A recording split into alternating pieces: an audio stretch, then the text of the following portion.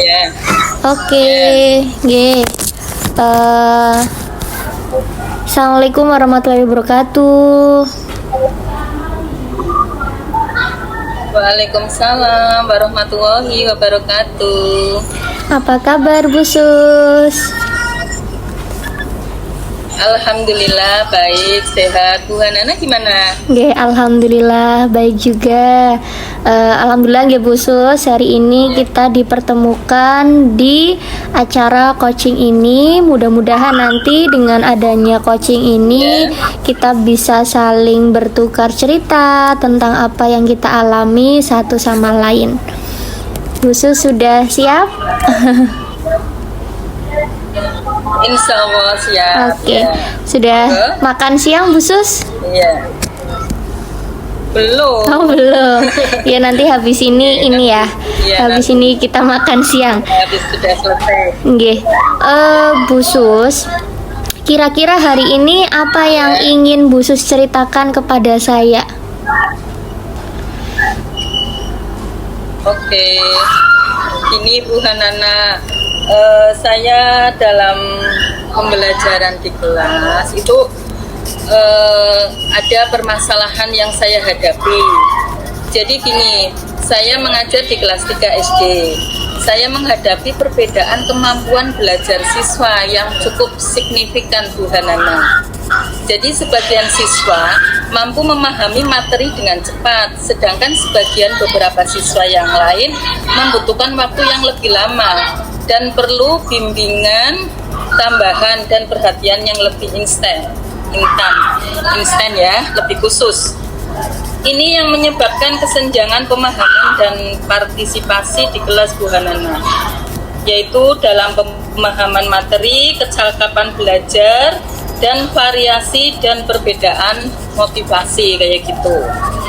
Kemudian siswa dengan pemahaman kemampuan yang lebih rendah itu merasa tertinggal, merasa minder, dan merasa lebih pendiam kayak gitu. Sedangkan siswa yang lebih cepat itu merasa tertantang kayak gitu. Nah, situasi demikian itu dapat mempengaruhi suasana kelas dan pencapaian akademis secara keseluruhan gitu Bu Hanana. Oke, berarti Bu Sus itu sedang bingung ya Bu Nge, karena di dalam pembelajaran yang Bu Sus lakukan itu ada sebagian siswa yang memahami materi dengan cepat dan ada sebagian siswa yang pemahaman materinya itu rendah, begitu nggih Bu Nge? Nah, iya betul Bu. Nggih. Kemudian awal mulanya ketika Bu Sus itu merasakan hal demikian itu awal mulanya bagaimana Bu? Kenapa kok Ibu bisa merasakan itu? Awal mulanya yang Ibu ketahui dari apa Ibu kalau boleh tahu? Awal mulanya itu dengan tugas Bu. Anak mengerjakan tugas, sebagian itu nilainya bagus, sebagian beberapa itu nilainya nggak bagus kayak gitu. Kemudian dengan pertanyaan secara lisan juga untuk pemahamannya ternyata sama dengan anak yang cepat dalam memahami dengan yang tidak, itu nilainya beda kayak gitu. Itu awal mula saya mengetahui kenapa anak tersebut mengalami kemampuan yang lambat dalam berpikir kayak gitu, dalam pemahamannya. Oke, berarti dari ini ya, dari situasi yang Ibu alami di kelas, kemudian ketika pembelajaran Bu Sus ternyata melihat dari nilai tugas siswa, nggih Bu nggih, dan dari pertanyaan-pertanyaan yang disampaikan Bu Sus ngoten nggih Bu nggih. Nggih. Ya betul. Terus kemudian dari permasalahan tersebut, kan tadi saya sudah mendengar cerita nggih Bu, karena memang kita beda jenjang nggih Bu. Kalau saya jenjang SMA, kalau Bu Sus itu jenjang SD, jadi memang saya juga baru tahu permasalahan di SD itu ternyata seperti itu. Nanti juga Bu Sus akan tahu permasalahan saya di SMA. Kira-kira apa yang diharapkan oleh Bu Sus terkait pelaksanaan kita hari ini? Maksudnya dari percakapan kita, kira-kira nanti dari permasalahan tersebut Bu Sus itu mengharapkan apa? Iya, dari percakapan ini saya kepingin untuk ada solusi yang tepat ya Bu Hanana. Sebelumnya saya ya sudah berupaya untuk menyelesaikan, untuk mengatasi permasalahan tersebut. Cuma alangkah baiknya kita sharing ya Bu, barangkali ada untuk solusi yang lebih ini tepat lagi kayak gitu. Kalau saya melakukan beberapa upaya begini Bu Hanana. Yang pertama, pembelajaran diferensiasi. Saya menerapkan pendekatan pembelajaran diferensi dengan menyediakan materi dan tugas yang disesuaikan dengan tingkat kemampuan masing-masing siswa, seperti itu. Misalnya untuk siswa yang cepat memahami materi, saya memberikan tantangan tambahan, sedangkan siswa yang lebih lambat, saya menyediakan latihan tambahan yang membantu mereka memperkuat konsep dasar kayak gitu Bu. Kemudian selain pembelajaran diferensiasi, juga saya mengelompokkan berdasarkan tingkat pemahaman seperti itu. Jadi saya membuat kelompok belajar kelas yang didasarkan pada tingkat pemahaman siswa terhadap materi kayak gitu.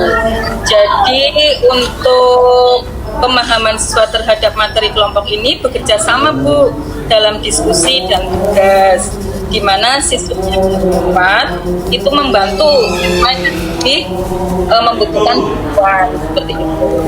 Di samping itu juga pendekatan pembelajaran individu Bu. Saya memberikan waktu tambahan di luar jam pelajaran reguler untuk memberikan bimbingan individu kepada siswa yang memerlukan perhatian khusus kayak gitu Bu. Kemudian saya juga menggunakan berbagai metode pengajaran seperti visual, audio, dan kinestetik kayak gitu untuk menyesuaikan dengan gaya belajar yang berbeda-beda. Kemudian juga menggunakan teknologi Bu. Saya menggunakan teknologi seperti aplikasi pembelajaran online. Kemudian saya menggunakan PowerPoint untuk pembelajaran yang di situ medianya saya tampilkan dengan gambar-gambar yang lebih menarik sehingga anak itu bisa memahami dengan gaya. Itu yang saya lakukan seperti itu Bu. Saya sudah berupaya dengan tadi pembelajaran diferensiasi nggih. Cuma ya saya ingin sharing dengan Bu Hanana, barangkali ada solusi lagi seperti itu. Monggo Bu. Nggih. Wah, bagus sekali nggih Bu. Tapi memang solusi yang sudah Bu Sus sampaikan tadi memang sudah sangat bagus sekali Bu menurut saya, karena tadi Bu Sus juga sudah menyampaikan bahwa Bu Sus ada ide untuk melaksanakan pembelajaran secara diferensiasi, yang mana tadi Bu Sus menyediakan materi yang berbeda-beda nggih Bu nggih. Terus kemudian Bu Sus juga menggunakan tingkat pemahaman mereka untuk bekerja sama satu dengan yang lain, yang mana siswa yang pemahamannya tinggi itu bisa membantu siswa yang pemahamannya masih kurang. Dan juga Bu Sus juga menyediakan pendekatan pembelajaran dengan bimbingan pribadi kepada siswa-siswa yang memang memiliki kemampuan yang kurang. Kalau menurut saya tadi yang disampaikan Bu Sus itu sudah sangat bagus sekali, karena dengan begitu memang menjadikan siswa itu kadang kalau bersama dengan gurunya barangkali memang ini nggih Bu nggih, kadang ada canggung, tapi kalau dengan siswa atau dengan temannya itu mungkin bisa merasa lebih nggih, betul. Nah, kemudian tadi kan Bu Sus sudah bercerita nih tentang permasalahan yang dihadapi oleh Bu Sus dengan kemampuan siswa yang berbeda-beda. Menurut Bu Sus, apakah sebagai seorang pendidik itu kita wajib untuk menjadikan siswa memiliki kemampuan yang sama, ataukah memang wajar ketika siswa itu memiliki kemampuan yang berbeda-beda? Kalau menurut saya itu suatu kewajaran Bu, karena kodrat manusia itu memang berbeda-beda. Jadi untuk kemampuan maupun keahlian siswa itu beda-beda. Jadi kita harus bisa menuntun agar siswa tersebut itu sesuai dengan kemampuan bakat mereka, seperti itu. Kayak gitu Bu. Iya Bu, jadi memang kadang siswa itu memang memiliki ciri khasnya masing-masing ya Bu, barangkali ya Bu. Sama seperti kita ya Bu, kita juga manusia biasa, pasti juga punya kelebihan dan kekurangannya masing-masing. Nah, tadi kan Bu Sus sudah menyampaikan bahwa Bu Sus ada ide terkait pelaksanaan pembelajaran diferensiasi, kemudian Bu Sus juga tadi ada ide dengan menggunakan teman sebaya, kemudian juga ada bimbingan individu. Sekiranya kapan nih Ibu ingin melakukan kegiatan tersebut? Saya melakukan hal tersebut itu dari awal. Begitu saya menemukan siswa saya punya keahlian masing-masing, kemampuan masing-masing, saya langsung ini Bu, mempraktekkan dengan metode yang barusan saya sampaikan dengan Bu Nana. Itu Bu. Oke, untuk yang akhir-akhir ini terjadi, kira-kira kapan lagi Ibu akan menerapkan itu? Setelah kita mengadakan evaluasi Bu, mengadakan evaluasi, nanti hasilnya seperti apa. Kalau saya berharap dengan upaya tersebut, saya harus bisa membuktikan untuk setelah saya melaksanakan upaya tersebut, saya harus bisa siswa saya itu ada hasilnya seperti itu Bu. Saya mengharap siswa yang sebelumnya kesulitan dimulai menunjukkan peningkatan seperti itu Bu dalam pemahaman materi. Kemudian mereka lebih percaya diri Bu dalam berpartisipasi di kelas, dan nilai mereka pun meningkat secara bertahap. Harapan saya seperti itu Bu. Kemudian keterlibatan yang lebih aktif, siswa yang lebih cepat memahami materi, juga merasa lebih tertantang dengan adanya tugas-tugas tambahan seperti itu, sehingga mereka tetap terlihat aktif dalam pembelajaran. Jadi nggak pasif, kelas itu akhirnya itu aktif, kondusif seperti itu Bu. Dan menciptakan lingkungan belajar yang lebih seimbang, di mana setiap siswa merasa terlihat dan termotivasi seperti itu Bu. Kemudian harapan saya dengan kita sudah melakukan upaya tersebut, hasil yang selanjutnya yaitu suasana kelas itu dalam pembelajaran itu lebih terensiasi, membuat suasana kelas menjadi lebih inklusif. Siswa yang lebih lambat tidak lagi merasa tertekan atau tertinggal atau merasa minder seperti itu, dan siswa yang lebih cepat merasa memiliki peran penting dalam membantu teman mereka yang membutuhkan bantuan tersebut seperti itu Bu. Kemudian peningkatan pemahaman siswa, keterlibatan yang lebih tinggi dalam kelas, dan kepercayaan diri meningkat. Siswa yang sebelumnya kesulitan mulai menunjukkan kemajuan baik dan nilai maupun minat belajarnya seperti itu Bu. Itu maksudnya hasil dari upaya saya Bu. Iya. Sangat bagus banget ya Bu. Tadi Bu Sus sudah menyampaikan bahwa nantinya Bu Sus akan melakukan evaluasi terlebih dahulu supaya nanti bisa menerapkan upaya-upaya yang nantinya akan Bu Sus lakukan ya. Nah, dari yang tadi untuk dalam waktu dekat ini nih Bu, dalam waktu dekat ini kira-kira kapan Bu Sus akan menerapkan itu, melakukan evaluasi itu kapan? Kebetulan minggu ini saya melakukan evaluasi dari beberapa mapel ya.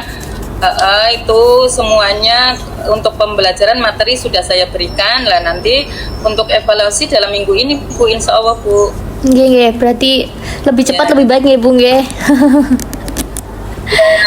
cepat, lebih Iya, baik. bagus sekali. Nah, dalam pelaksanaan itu, Bu, tadi kan sudah bagus sekali yang dirancang oleh Bu Sus dalam pelaksanaan evaluasinya. Apakah Bu Sus akan melibatkan Bapak Ibu guru yang lain atau itu sudah menjadi tanggung jawab pribadi Bu Sus, atau Bu Sus ingin berkolaborasi dengan siapa? Apakah ada yang Ibu ajak kolaborasi ataukah Ibu akan bekerja secara sendiri nantinya? Insya Allah saya tetap Bu berkolaborasi dengan rekan sejawat, kemudian saya juga berkolaborasi dengan wali murid kayak gitu. Kemudian saya juga selalu berkomunikasi, selalu minta saran kepada pimpinan kita, kepala sekolah. Beliau kan untuk informasi maupun pengalamannya itu sudah luar biasa, makanya saya menggali ilmu juga dari pimpinan saya juga. Sedangkan dengan orang tua kita kan punya grup Bu, punya grup kelas, jadi saya nggak usah harus door to door ke rumah anak-anak. Kita selalu sharing, komunikasi lewat WA group kayak gitu dengan nomor-nomor yang ada di situ. Kalau misalkan sekiranya itu menyangkut masalah pribadi, ya saya japri atau telepon secara individu kayak gitu Bu. Tapi kalau menyeluruh, ibaratnya misalkan kalau ada tugas atau kalau ada pengumuman ya saya sampaikan lewat WA group kayak gitu Bu. Oke, jadi Bu, berarti tadi Bu Sus itu sangat bertanggung jawab sekali terhadap penyelesaian permasalahan yang tadi sedang dihadapi, ya Bu. Nah, selanjutnya karena ini waktunya sudah mau habis, ya Bu, nggak menyangka ternyata obrolan kita sudah cukup lama, ya, 15 menit lebih. Yang terakhir saya ingin tanya Bu, kalau menurut Bu Sus, bagaimana yang Ibu rasakan dari sesi yang kita lakukan hari ini, Bu?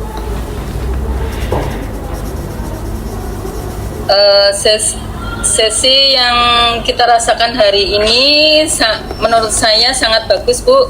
Jadi kan saya juga sudah bisa mengungkapkan apa yang ada di benak saya dengan teman seprofesi, ya, sama-sama kita menjadi profesi guru, cuma beda saya di lingkungan SD sedangkan Bu Hanana di lingkungan SMA kayak gitu. Saya sangat berterima kasih sama Bu Hanana, sangat terinspirasi ya untuk Bu Hanana dalam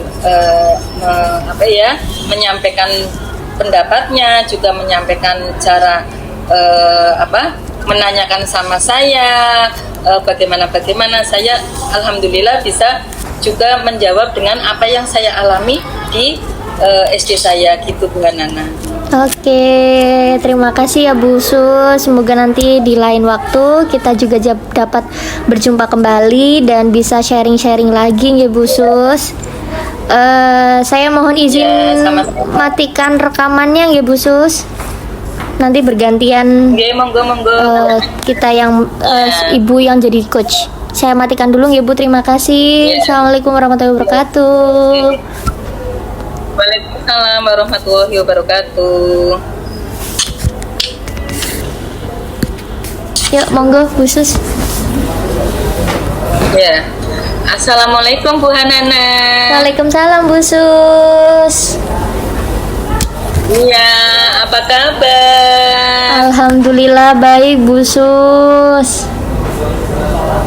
Iya, sama-sama. Mudah-mudahan kita selalu dilindungi sama Allah Subhanahu wa Ta'ala, sehingga kita selalu berkumpul, bertemu dalam sesi rukul maupun di tempat lingkungan yang lain kayak gitu ya Bu Hanana. Silaturahmi kita tetap terjalin. Amin amin. Amin. Ya, untuk kita ketemu ini Bu Hanana, gimana Bu Hanana? Bu Hanana selamat mengajar di SMA. Itu apa yang dirasakan Bu Hanana kayak gitu? Saya kan kepo Bu Hanana, ingin tahu. Nggih Bu Sus. Aduh, kalau saya di lingkungan SD ya cuma gitu-gitu aja. Monggo Bu Hanana. Nggih Bu Sus. Bu Sus sehat nggih Bu Sus? Ya. Alhamdulillah sehat. Nggih. Alhamdulillah, walaupun kita berjalan berduaan ini ada CDP, ada BPK, Iya ada betul. orientasi malah tiga. Oh iya. Keren banget. Nggih. Jadi gini Bu Sus, kan kalau saya juga nggak tahu ya kalau di SD itu seperti apa pelaksanaan pembelajarannya. Kalau dalam proses pembelajaran sih selama ini saya tidak merasa terbebani karena memang siswa SMA nggih Bu Sus, kebetulan saya ngajarnya SMA. Jadi alhamdulillah anak-anaknya juga bisa untuk diajak kerjasama, mereka juga bisa aktif dalam pembelajaran sehingga saya di dalam pembelajaran menjadi fasilitator mereka untuk mereka mengungkapkan atau mencari solusi-solusi dari permasalahan yang mereka hadapi. Tapi memang dari tahun ke tahun saya itu merasakan ada penurunan minat siswa Bu Sus untuk ikut lomba FLS 2N Bu Sus, karena kan saya kan dari SMA 1 itu masuk ke SMA 1 itu 2019 Bu Sus. Waktu itu 2019 itu saya langsung ketika baru pertama kali mengajar itu langsung diarahkan untuk menjadi pembina FLS 2N. Saat itu lombanya itu di Semarang Bu Sus, lomba tulis puisi tingkat provinsi. Jadi itu yang membuat saya tuh bersemangat. Oh alhamdulillah ya, saya diberi kepercayaan untuk bisa mendampingi siswa dalam mengikuti kegiatan lomba. Tapi yang saya rasakan itu akhir-akhir tahun ini Bu Sus, itu minat siswa dalam mengikuti lomba FLS 2N itu tidak sebanyak tahun-tahun sebelumnya Bu Sus. Jadi mengalami penurunan dari tahun ke tahun gitu. Makanya saya juga bingung kenapa ya, kenapa kok bisa terjadi hal demikian Bu Sus. Jadi saya tuh lagi galau banget Bu Sus, kenapa ya kok siswa itu bisa kurang minat dalam lomba gitu Bu Sus. Jadi itu kegalauan saya dari lama itu, saya udah galau banget, tapi itu saya bingung mau cerita ke siapa gitu ya. Terus kebetulan kita dipertemukan dan Bu Sus juga bertanya demikian, jadi barangkali nanti bisa berbagi ilmu dengan Bu Sus gitu. Karena kan Bu Sus juga jauh lebih senior daripada saya Bu. Saya baru kemarin Bu. Sama Mbak, sama Bu, saya juga ini. Gini Bu Hanana, Bu Hanana mengalami ini, mengetahui siswa itu tidak berminat dalam tahun-tahun ini dibandingkan tahun-tahun sebelumnya. Itu setelah ini mengamati apa gitu Bu Hanana? Jadi saya itu merasa kurang minatnya siswa itu ketika melihat hasil ini Bu, apa namanya, kan di SMA 1 itu pasti ada seleksi dulu Bu. Jadi ada seleksi sekolah, kemudian nanti baru maju ke kabupaten, baru nanti maju ke provinsi. Nah pada saat seleksi sekolah itu yang saya lihat mereka yang ikut lomba itu tidak benar-benar memiliki passion yang sesuai dengan minat mereka Bu. Jadi menurut saya yang saya lihat itu masih hanya formalitas bahwa saya mewakili kelas saya untuk ikut lomba gitu, tapi bukan yang benar-benar saya suka dengan baca puisi maka saya akan ikut lomba puisi, saya suka dengan tulis cerpen maka saya akan ikut lomba cerpen gitu. Jadi belum menurut saya belum masuk kriteria yang seperti itu. Jadi motivasi mereka itu masih motivasi ekstrinsik dari luar, yaitu untuk apa namanya, supaya kelasnya itu tidak didiskualifikasi. Jadi diikutkan lomba padahal itu bukan bidang yang mereka sukai begitu Bu Sus. Sehingga ketika saya melaksanakan seleksi itu hasil yang saya capai itu tidak 100% sesuai dengan kriteria yang ada gitu. Jadi memang saya juga bingung itu Bu Sus. Awalnya saya merasakan seperti itu, lama-lama saya komunikasikan dengan teman yang lain juga, teman yang lain merasakan iya ya, kenapa kok semakin kesini semakin tidak sesuai dengan minat mereka gitu. Iya ya. Ya berarti kalau kayak gitu memang bukan dari bakat anak tersebut ya Bu. Jadi memang tidak ada kesadaran dan bakat minat untuk ikut lomba seperti itu. Untuk bisa saya menampilkan biar saya ikut berprestasi dalam sesi ini kayak gitu, misalkan baca puisi atau nulis puisi seperti itu. Jadi kan itu untuk diri sendiri kayak gitu.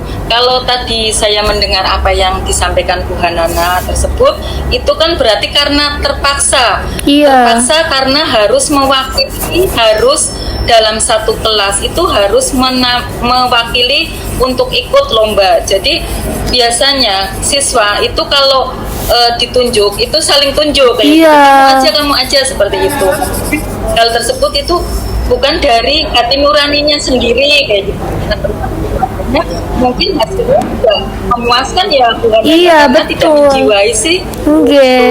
Karena tidak dan karena tidak ada bakat dalam dirinya. Beda dengan kalau misalkan kita bakat misalkan dalam olimpiade, misalkan olahraga, kita bisa olahraga tolak peluru. Begitu ada olimpiade itu otomatis kan kita menunjuk siswa, misalkan Ani bisa tolak peluru lah, kita kader di situ, dibimbing, dikader. Misalkan dalam tingkat kecamatan dia tolakannya tuh sudah sampai 5 kilo, berarti bagus. Nanti diikutkan ternyata juara. Kemudian tingkat kabupaten meningkat lagi sampai 7 kilo, kemudian tingkat provinsi. Nah itu yang namanya memang udah bakat, sudah ada motivasi pada diri individu tersebut.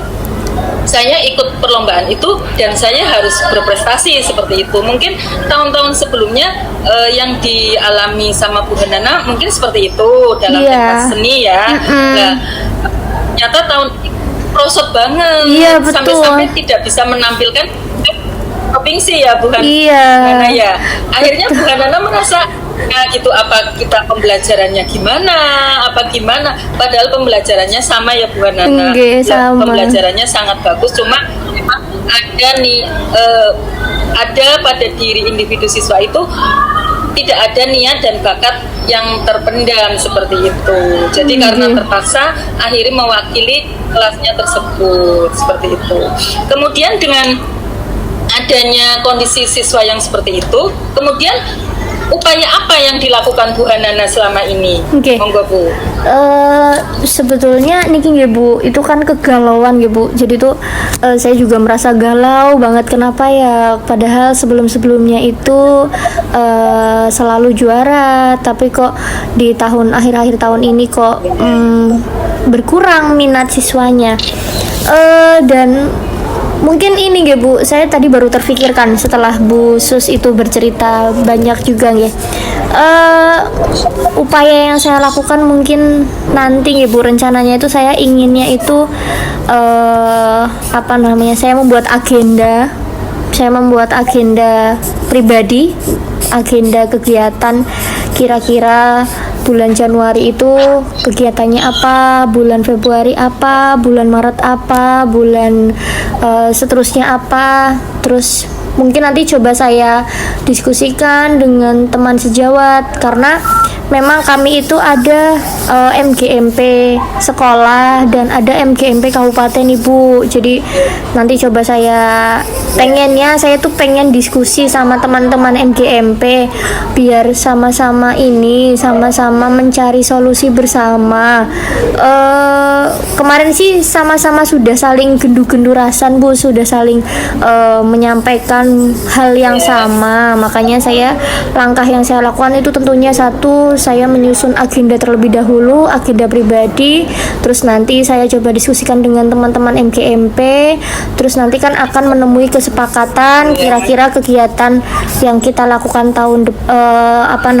selanjutnya itu apa, supaya bisa mengantisipasi tidak adanya minat siswa. Jadi kita tahu permasalahannya dari awal dulu Ibu, jadi kayak kita jadi lebih punya standarisasi kira-kira supaya tidak terjadi hal demikian itu yang kita lakukan apa. Saya mungkin akan melakukan itu Bu, akan membuat agenda, terus akan berkoordinasi dengan teman sejawat, terus akan melihat kayak ini Bu, bulan Oktober ini kan nanti ada bulan bahasa Bu, jadi nanti rencananya saya ingin bersama teman-teman itu mengadakan kegiatan yang sekiranya bisa untuk memunculkan motivasi intrinsik siswa terkait dengan perlombaan yang nantinya akan dimajukan dalam FLS 2N. Begitu sih Bu. Terus selanjutnya itu sebetulnya kenapa kok minat siswa itu kurang? Karena memang di tahun ini itu tidak ada ekstrakurikuler jurnalistik, tidak ada ekstrakurikuler teater Bu. Jadi memang menurut saya itu yang menjadi, jadi kalau ekstrakurikuler kan memang itu sesuai dengan passion mereka ya Bu, sesuai dengan minat mereka. Jadi kalau dengan adanya naungan ekstrakurikuler tuh biasanya siswa itu akan lebih semangat karena mereka itu berkumpul dengan passion yang sama, dengan keinginan yang sama, dengan kesukaan yang sama, sehingga mungkin nanti saya juga akan coba berkoordinasi dengan pihak terkait tentang ingin diadakan lagi ekstrakurikuler yang nantinya bisa mendukung untuk perlombaan FLS 2N Ibu, begitu. Iya, iya Bu Hanana. Sudah bagus kok Bu Hanana, berarti nanti akan memprogram pada tahun ini untuk persiapkan nanti bulan Oktober ada lomba kayak gitu, memprogram dengan berkolaborasi dengan teman sejawat, khususnya guru mapel bahasa Indonesia ya, sama-sama guru mapel, dan tentunya tidak ketinggalan juga berkolaborasi dengan guru ekstrakurikuler ya, yang disesuaikan dengan minat siswa tersebut. Jadi ada ibaratnya wadahnya, yang minat ekstrakurikuler kesenian, berarti ekstrakurikulernya ambilnya apa, misalkan seni tari, seni dan lain sebagainya. Yang suka olahraga berarti apa. Jadi memang perlu ini Bu, disegerakan untuk program tersebut kayak gitu. Paling enggak kita berarti membimbing, mengkaji dari awal dan mengarahkan, karena bisa aja gini Bu, ada minat, ada kemauan, tapi karena nggak ada yang membimbing, mengarahkan, akhirnya minder. Nanti saya pengen seperti ini, barangkali salah, atau barangkali gimana, nanti malah saat maju nanti malah ditertawain kayak gitu. Tapi kalau ada bimbingan, arahan dari guru yang membidangi kayak gitu, dan pada 1 minggu itu paling ada kegiatan ekstrakurikuler beberapa hari, itu insya Allah Bu, program Ibu insya Allah berhasil, dan tahun ini mungkin dari SMA Negeri 1 itu akan ini Bu, mendapatkan juara ke tingkat provinsi Bu, insya Allah Bu. Saya motivasi itu Bu, mudah-mudahan seperti itu. Ya bagus programnya Bu, ya sangat bagus banget ya.